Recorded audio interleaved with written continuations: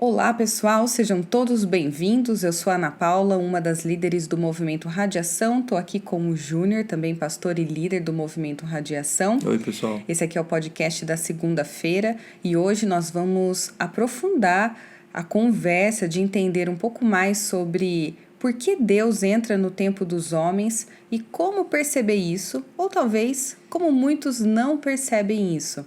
Sábado nós iniciamos uma nova série, a última série do ano, que se chama Uma Janela no Tempo. É uma série especial de Natal do Movimento Radiação. Vale a pena conferir se você ainda não fez. E hoje, como de praxe, a gente vai aprofundar nessa questão do tempo. Segura aí, a gente já volta.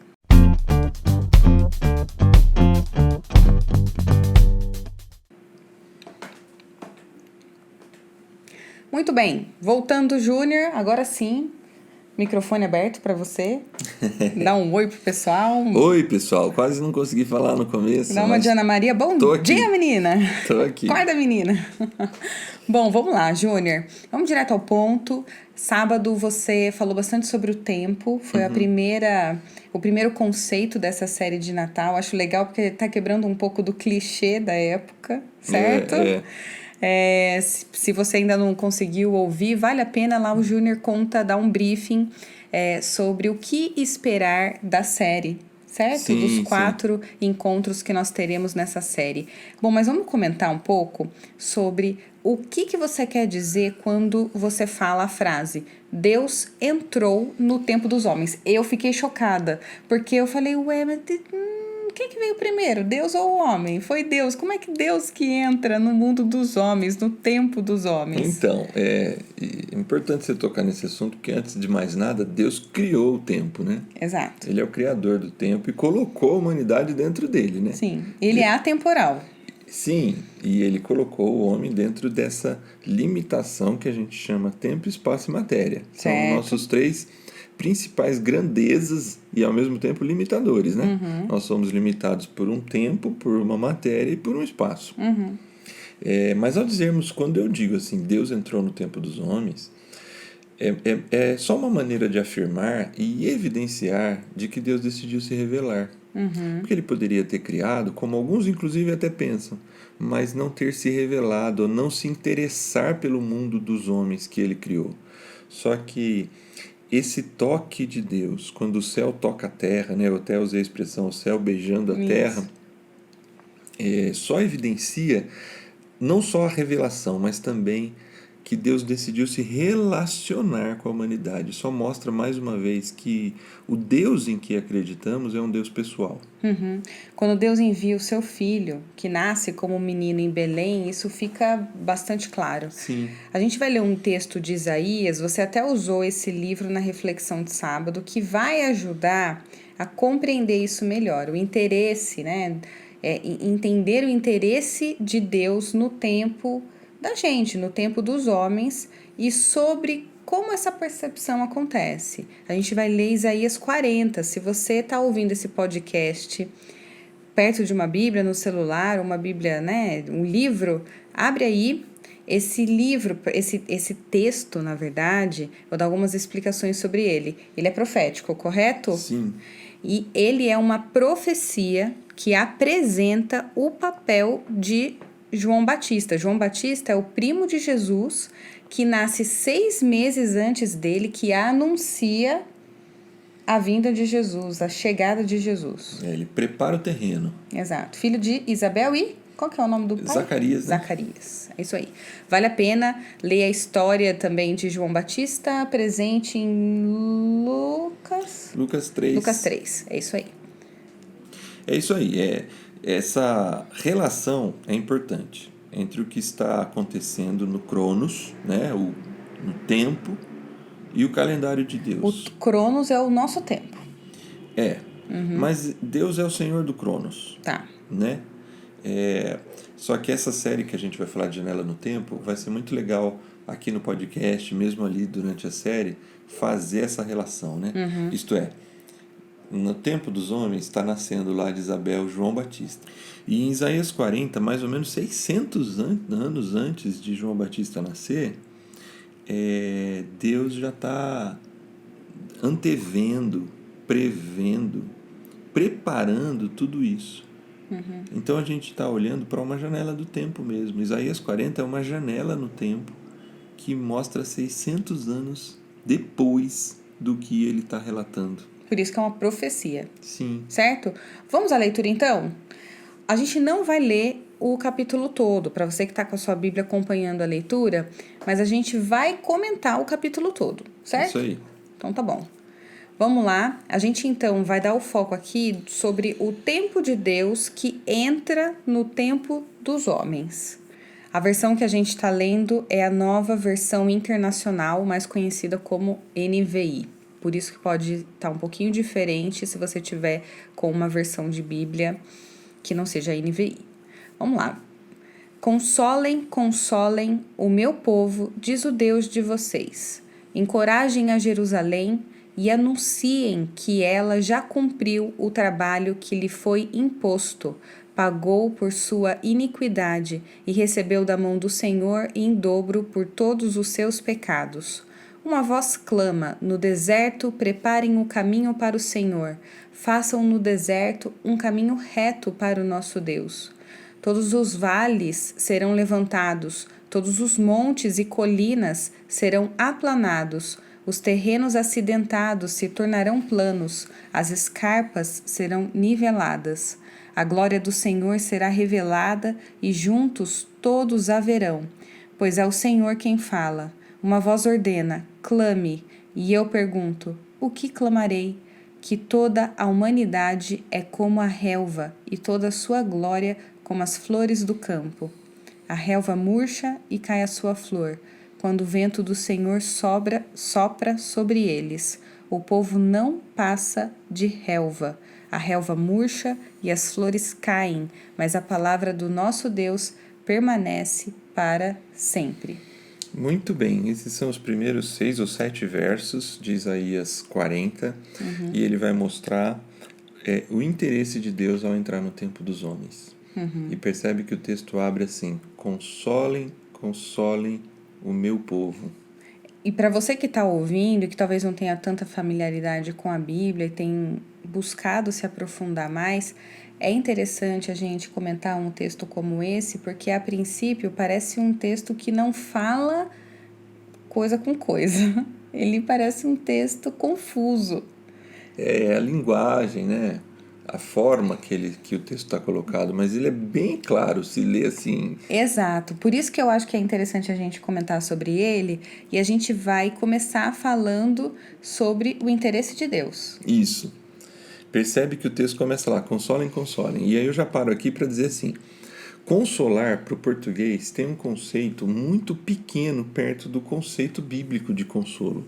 Qual que é o conceito bíblico? Primeiro o nosso. Tá. Qual é o conceito nosso de consolo? Alguém que chora, que sofre, e você vai trazer acalento. Isso é consolar pra gente. Só que o texto hebraico, ele só reforça, eu já falei isso algumas vezes, tenho falado isso algumas vezes, principalmente quando a gente tem começado a ler um pouco mais de Antigo Testamento, que o pensamento hebraico, ele vai numa construção crescente, colocando argumentos em cima do primeiro. Consolem, consolem o meu povo. E depois ele diz assim, encorajem a Jerusalém. Consolo é mais do que só ajudar alguém que está sofrendo. É fortalecer, encorajar, dar ânimo, não somente para sair do local de tristeza, mas para ir para um local de alegria.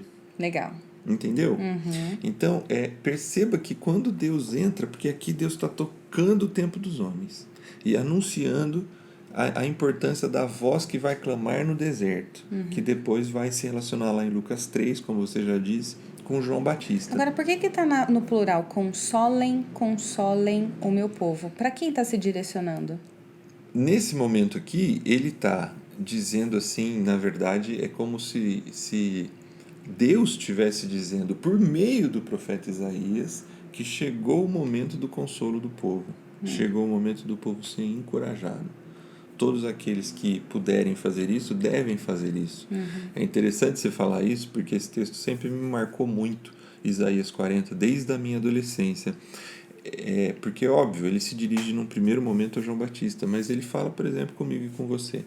A Comigo gente com faz você de um modo geral, não comigo, Paulo e Júnior. isso, com você que está ouvindo. Sim. Nós podemos fazer parte desse processo de consolo e encorajamento, de fortalecer as pessoas. Sim. E Deus claramente demonstra esse interesse aqui sobre as pessoas. E veja como é a forma desse interesse. Ele prepara o terreno para se revelar. Ele está dizendo aqui, ó, vai na frente, uma voz vai clamar no deserto, prepara o caminho, aplana o terreno.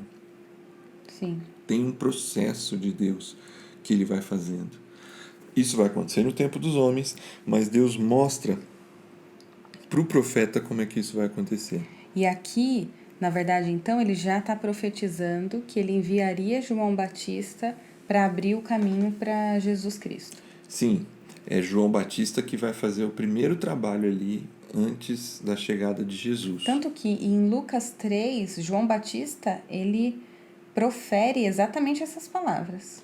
Sim, ele profere essas palavras, ele se reconhece em Isaías 40, ele entende, a gente não sabe quando, mas em algum momento João Batista olhou para Isaías 40 e se viu.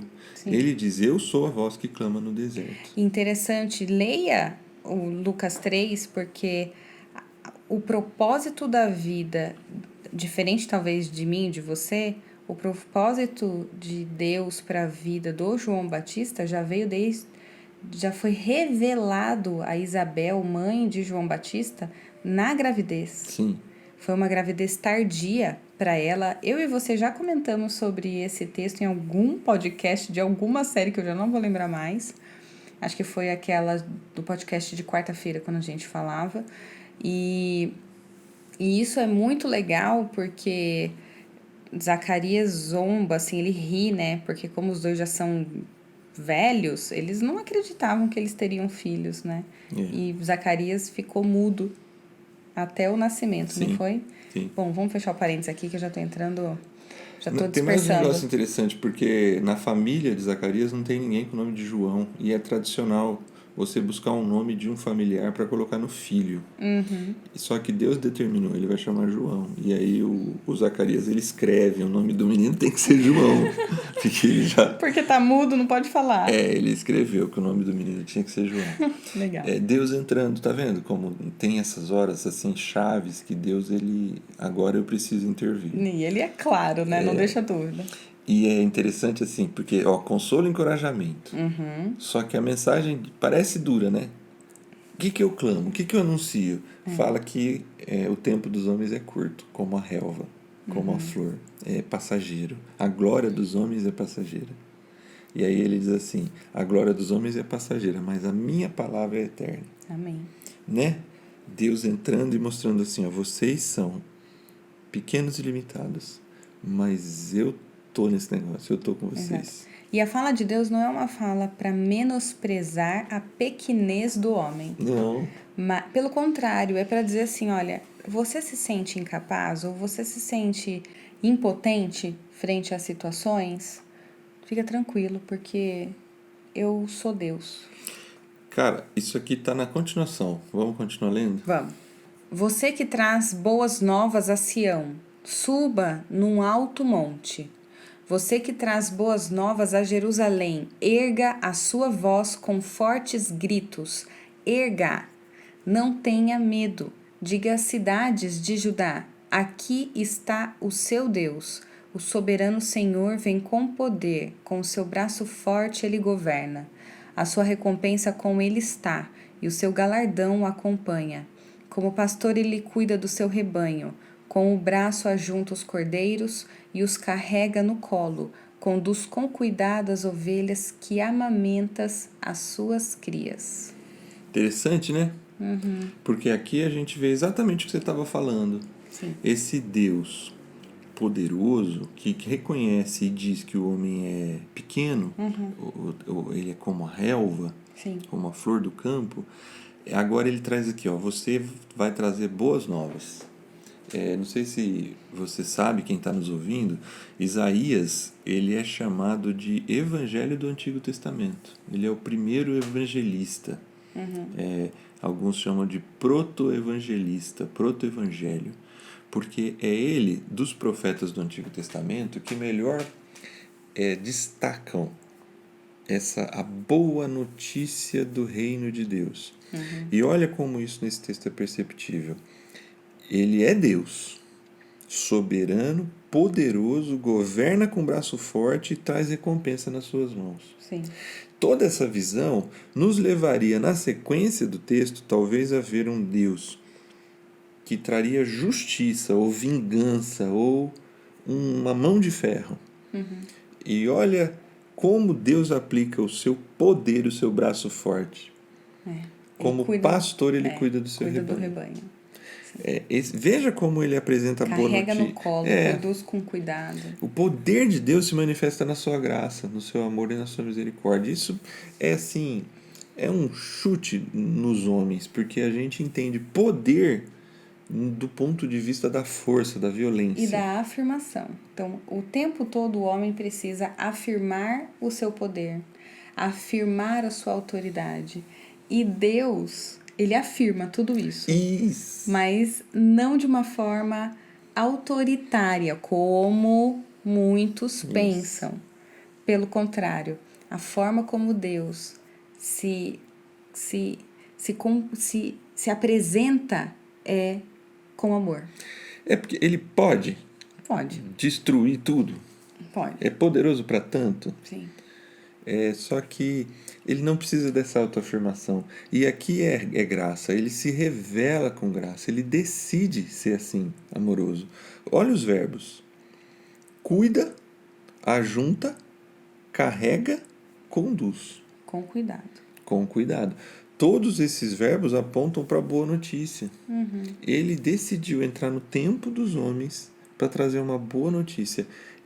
Aí está Deus. E Deus quer cuidar, carregar, ajuntar, conduzir. Sim. É muito interessante perceber como Deus se relaciona com o tempo dos homens. Ele entra no tempo dos homens nesse sentido. Ele é o criador do tempo dos homens. Mas ele entra para demonstrar o seu amor e se abrir para o relacionamento. E aí a gente vai continuar a leitura. E assim, eu sou apaixonada por essa parte do texto. Qual parte? A que eu vou ler. Tá bom. Quem mediu as águas na concha da mão, ou com o palmo definiu os limites dos céus? Quem jamais calculou o peso da terra, ou pesou os montes na balança e as colinas nos seus pratos? Quem definiu limites para o Espírito do Senhor, ou o instruiu como seu conselheiro? A quem o Senhor consultou que pudesse esclarecê-lo e que lhe ensinasse a julgar com justiça? Quem lhe ensinou o conhecimento ou lhe apontar o caminho da sabedoria? Na verdade, as nações são como gota que sobra do balde. Para ele são como pó que resta na balança. Para ele, as ilhas não passam de um grão de areia. Nem as florestas do Líbano seriam suficientes para o fogo do altar, nem os animais de lá bastariam para o holocausto. Diante dele, todas as nações são como nada, para ele são sem valor e menos que nada. A quem vocês compararão Deus? Como poderão representá-lo? Como uma imagem que funde o artesão e que o ourives cobre de ouro e lhe modela correntes de prata? Ou com o ídolo do pobre que pode apenas escolher um bom pedaço de madeira e procurar um marceneiro para fazer uma imagem que não caia? Será que vocês não sabem, nunca ouviram falar, não lhes contaram desde a antiguidade? Vocês não compreenderam como a terra foi fundada? Ele se assenta no seu trono, acima da cúpula da terra, cujos habitantes são pequenos como gafanhotos. Ele estende os seus céus como um forro e os arma como uma tenda para neles habitar. Ele aniquila os príncipes e reduz a nada os juízes deste mundo. Mal eles são plantados ou semeados, mal lançam raízes na terra. Deus sopra sobre eles e eles murcham. Um redemoinho os leva como palha. Com quem vocês me compararão? Quem se assemelha a mim? Pergunta o santo. Ergam os olhos e olhem para as alturas. Quem criou tudo isso? Aquele que põe em marcha cada estrela do seu exército celestial e a todas chama pelo nome. Tão grande é o seu poder e tão imensa a sua força que nenhuma delas deixa de comparecer. Ai, eu amo. Pois é, eu nem te cortei porque tem uma parte aí que eu tinha tratado para nem ler, mas Mas eu como li. você falou que ama, Eu então amo. a gente vai ler o capítulo todo. Mas esse texto ele mostra a grandiosidade, o poder, a imensidão, a ilimitação de Deus, Sim. né? E perceba a dança do texto. Eu gosto de perceber isso. Começa mostrando o poder de Deus, a limitação do homem, e aí dá a boa notícia. E agora ele volta de novo a apresentar a grandiosidade de Deus. Uma concha na mão, toda a água do oceano, né? Para mostrar assim, Deus é muito, muito, muito grande. O detalhe, o importante dessa passagem aqui Deus ele é esse ser todo poderoso que toca no tempo dos homens, né? Sim. E aqui a gente caminha para o encerramento, né? Porque diante de tudo isso ainda fica uma pergunta que o profeta vai fazer, mas que ela está presente na gente com muita frequência. E eu com tudo isso? O como isso se relaciona comigo? O que faz sentido todo esse texto para Onde que ele me tange? a minha própria realidade, né? Porque falar o tempo dos homens, né? Ainda fica muito generalista, Fica. né? Macro demais. E eu, né? E o texto vai falar disso. Vamos ler o finalzinho? Vamos. Por que você reclama ao Jacó e por que se queixa ao Israel? O Senhor não se interessa pela minha situação. O meu Deus não considera a minha causa? Será que você não sabe, nunca ouviu falar? O Senhor é o Deus eterno, o Criador de toda a terra. Ele não se cansa nem fica exausto. Sua sabedoria é insondável. Ele fortalece ao cansado e dá grande vigor ao que está sem forças. Até os jovens se cansam e ficam exaustos, e os moços tropeçam e caem. Mas aqueles que esperam no Senhor renovam as suas forças, voam bem alto como águias, correm e não ficam exaustos, andam e não se cansam. Muito bem, terminamos. Ele fecha com chave de ouro. Sim, porque ele traz a pergunta que está no coração de qualquer ser humano, né? O Senhor não se interessa pela minha situação? Meu Deus não considera a minha causa? Acho que eu não sei, né? Eu já fiz essa oração. Eu já perguntei para Deus, Senhor, desculpa, posso levantar a mão? Aonde que eu tô? Oi, hello, Isso. né? E é incrível, Deus não deixa a gente sem resposta. E aqui tem uma resposta muito interessante e que vale para todos nós, né? Será que você não sabe? Você nunca ouviu falar? O Senhor, o eterno Deus, o Criador de toda a terra, ele não se cansa, não fica exausto. Primeiro ele está dizendo assim, ele está atento a todas as coisas. Não tem um só momento em que ele está cansado e desatento.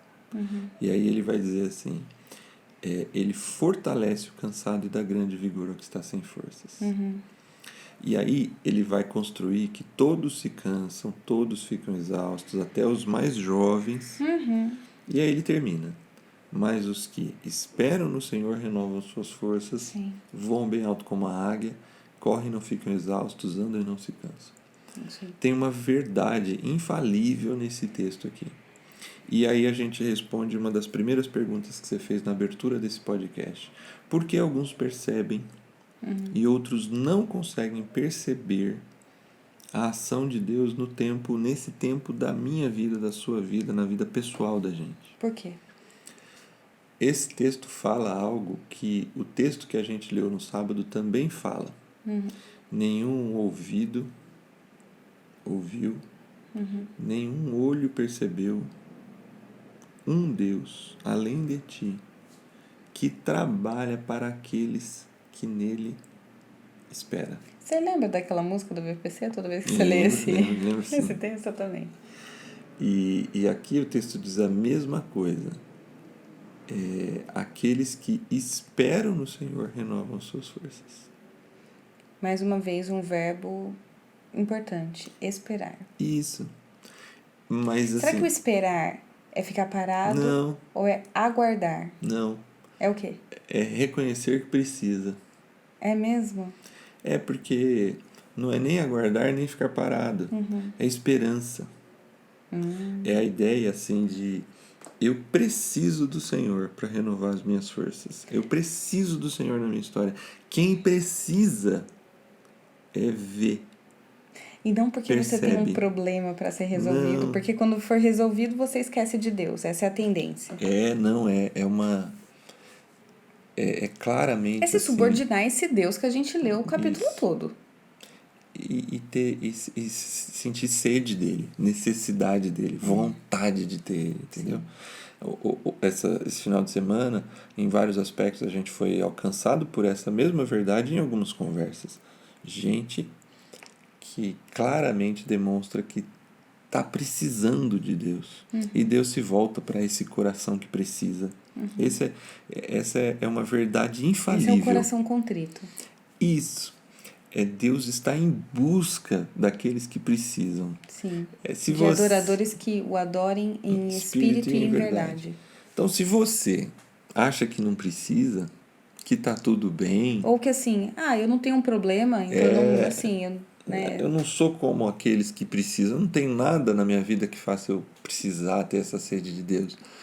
É como se Deus dissesse assim, tudo bem, ok. ok, tudo sem problema. Mas Mas, Deus é tão amoroso que essa mesma pessoa, no dia que falar assim, eu preciso, Deus se apresenta. Ele renova as forças. Então, assim, por que algumas pessoas percebem e outras não? Alguns vão fazer essa análise sociológica somente. É porque são pessoas que têm carências. e aí Mas, é frio, né? Porque parece que é você se achega a Deus por comodidade ou por necessidade. mas é assim. Na verdade, no fundo, todo ser humano precisa desse relacionamento com Deus para ser completo. Alguns reconhecem isso. Esses que reconhecem encontram a Deus e recebem respostas de Deus, como você bem falou. Deus responde. Mas aqueles que acham que não precisam não vão perceber que Deus age na história, que Deus age no macro e Deus age no mínimo da minha e da sua vida. Para você refletir, pensa aí como você tem encarado todo esse processo e o que isso tem significado, né? Qual é o tempo de Deus para você e qual é o momento em que Deus passa a fazer parte do seu mundo, né? E aí falando especificamente da nossa vida. Para você experimente fazer a entrega da sua vida e se achegar diante de Deus com um coração contrito, como que a gente disse aqui, e fazer o exercício de reconhecer e de esperar nesse Deus que trabalha para aqueles que nele esperam, certo? E aí você vai conseguir ser expressão do início do texto que você se preocupou. Por que está no plural? Consolem, encorajem. Isso aí. Eu e você podemos ser encorajador, fortalecedor das outras pessoas. É isso aí. E se você tem vontade, mas você ainda não consegue reconhecer, peça para ele se revelar. É incrível. E eu vou te orientar a pedir que Deus se revele a você e peça ao Espírito Santo sensibilidade para que você veja que Deus está se revelando a você. Não perca essa oportunidade de saber que é Deus que está se direcionando especificamente à sua vida. É isso. Pessoal, excelente semana a todos, excelente reflexão, Júnior, amei, tô gostando, acho que a gente deveria fazer mais Vamos esses fazer essa devocionais. série assim. Legal. Pessoal, compartilhe esse podcast com alguém que esteja precisando saber que Deus faz parte da história e se importa especificamente com a vida de cada ser humano, tá bom? Excelente semana a todos, que Deus te abençoe. Tchau, pessoal.